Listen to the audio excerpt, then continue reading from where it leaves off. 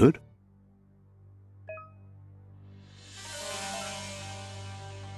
Here's somebody with a troubled past, drawn into the spotlight of a story that's already begun. We're already at a crossroads. Choosing a path in life is that fork in the road where you make a choice or simply stop living. But for you, it's not only a crossroad, but a choice, a reflection of your key, the primal energy that flows through everything. Let me introduce myself. I'm the light and bright side of you, or your inner voice to be precise, an echo of balance and consequence of your actions as you move forward. Seems more like you're being light-headed if you ask me, but you'll come around, eventually. But what comes around goes all the way back around. So, it's better to stick to your instincts. You can't fight what's in your nature. In your nature, and here I was hoping we'd be all about natural selection, survival of the strongest, and so forth. If that's not instinct, then I don't know what is. Natural selection is all about evolution and progress, and as soon as there's enough light, darkness will disappear.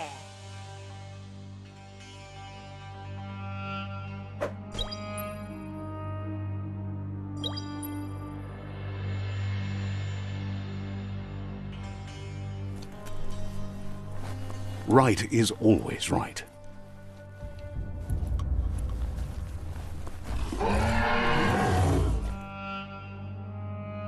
Stories of death and the bodies left behind, a reminder that we're at the mercy of nature and the one that preys on others.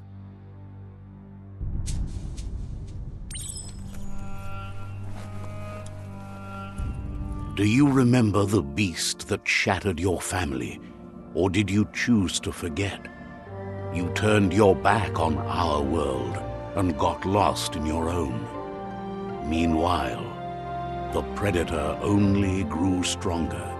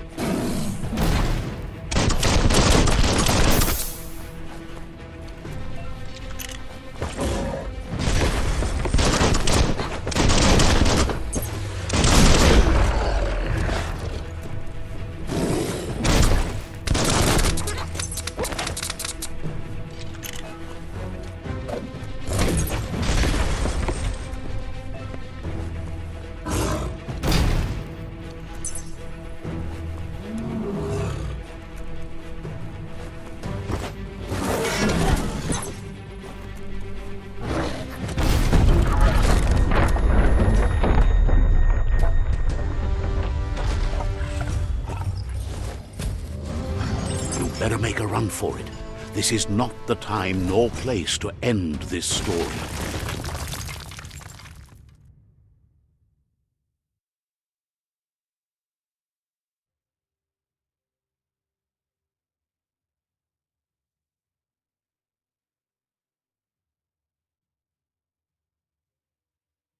This time, it was best to run and live to fight another day. Let us hope you're ready for it when it comes.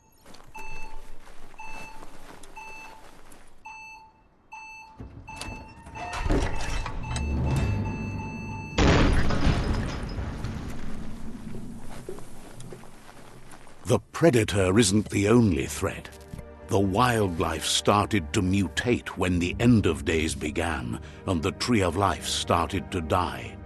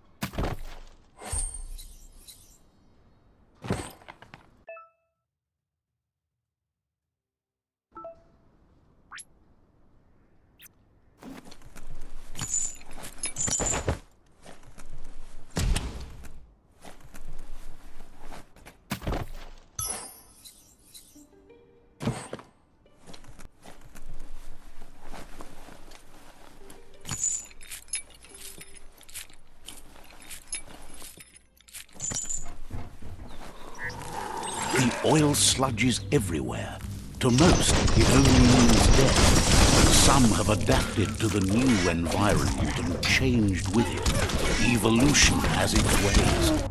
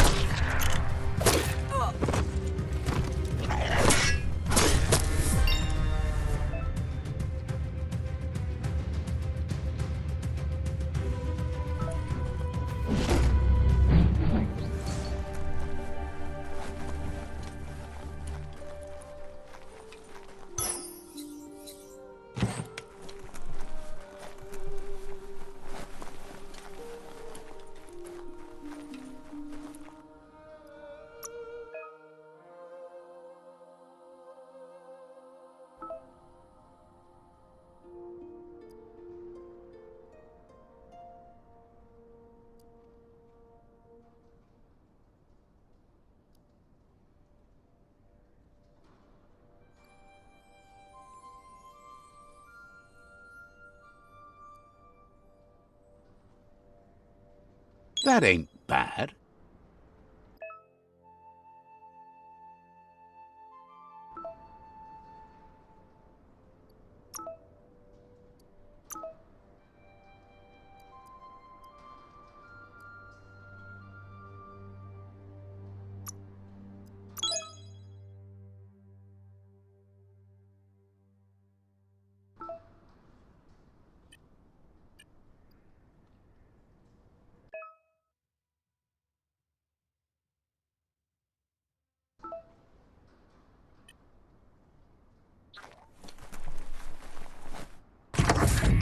Look, an emergency.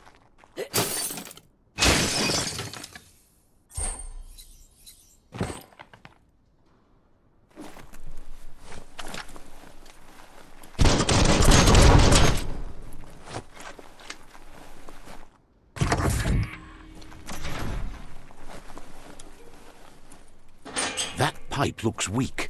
The claw bar should come in handy.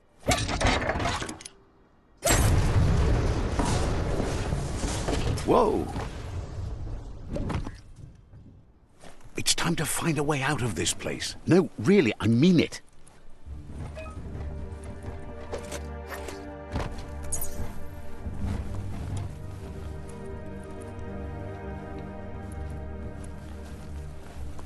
The morks produce biomatter in their multi-organ that they shed under distress.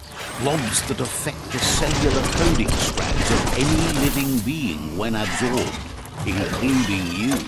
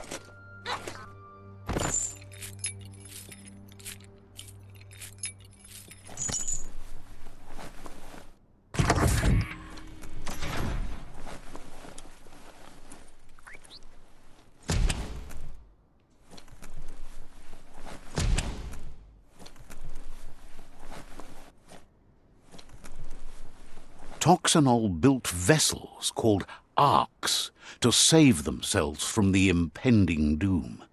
But was it too late? It is only from the flight logs of the single ark they left behind that we know other arks travelled through the sky and beyond.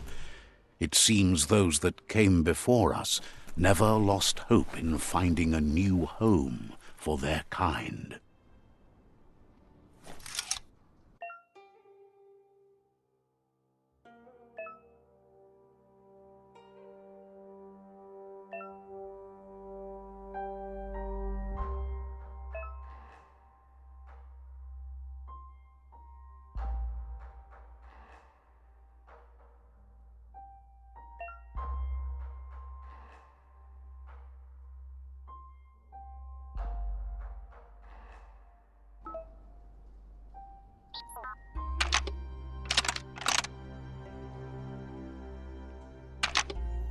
Just a few moves left. Make them count.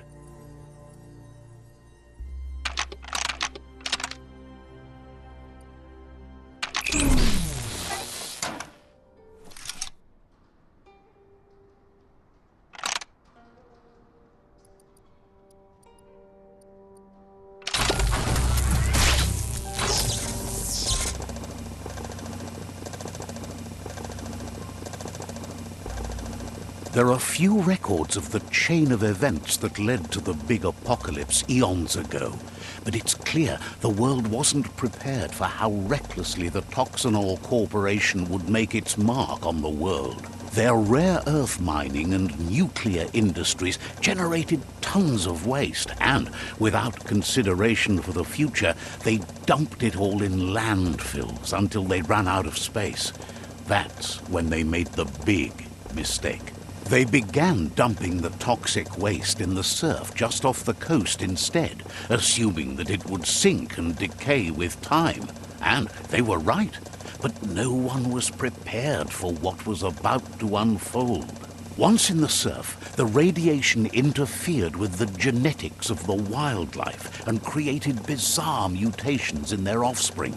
It had an inconceivable impact on biodiversity and the entire ecosystem.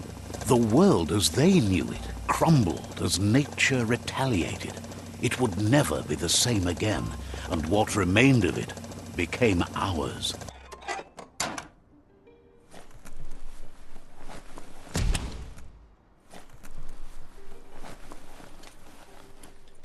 The sound of spark metal going pew-pew is never a good thing. It's coming from behind that door. A warning label. The box looks like a potential brain melt. It's going to take a bit of puzzling to short-circuit the door.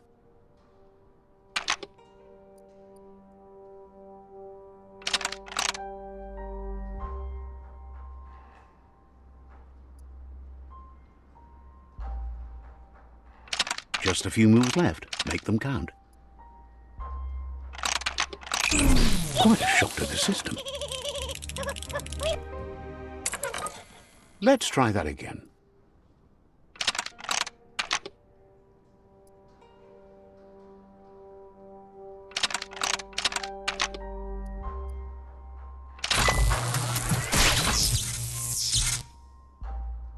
There you go.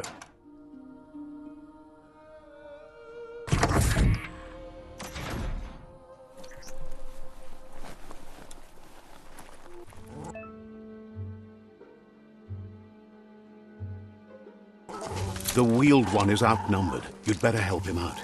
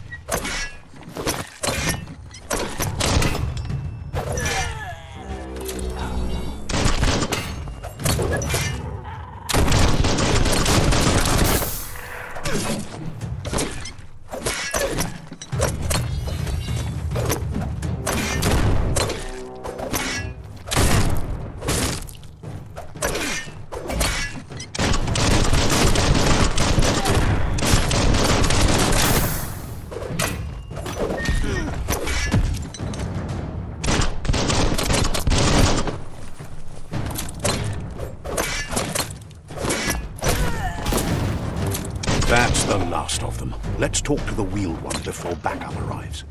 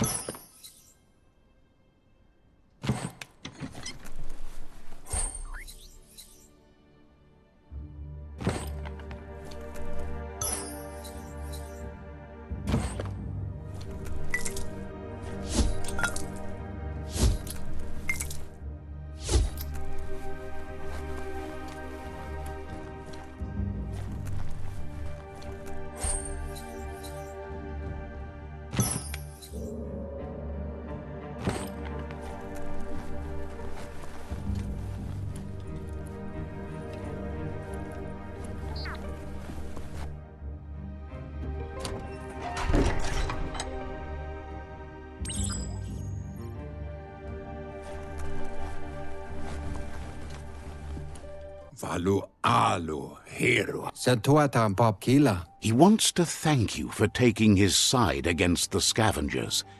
He sounds familiar. You just can't figure out why. He presents himself as out of date. He knows he's way overdue, but he hasn't given up. He doesn't seem surprised that you don't recognize him. You were just a child back then, the night everything changed. There have been rumors of a one-eyed Ronin seen outside the Great Wall, and he's happy to see it's true. The legend of the one-eyed child that grew up as an outcast is old and sad. Mauya. The child could have been anyone, but the evil it had fled had left a mark, a facial scar to remember the past. Yalawawatnawa. Paikatawa? It's a scar you're covering under that eye patch, isn't it? But he would have recognized you anyways. You look exactly like your Muma. There's no doubt you're the child, and that what LUPA-LUPIN did to your village, your Muma and Popsy, was the beginning of the end. He says it has taken you a long time to bring the past back up to the present, to find your way back, but he's grateful you have. Ugambun ang ugagad yebromo wufu. It was after the attack that the unity fell apart. Your Muma's disciples divided and formed tribes as a reaction to the blight that had fallen upon the land. Befarbihita untukub kirko mauketo tul attu iamalao. The impending threat of the World Eaters bringing down the Tree of Life is ever so close. He also worries about the Jagni tribe that's actively working for a doomsday and purging of the world. Had it not been for the Tree of Life, no one would have survived. He hopes you at least remember the tree.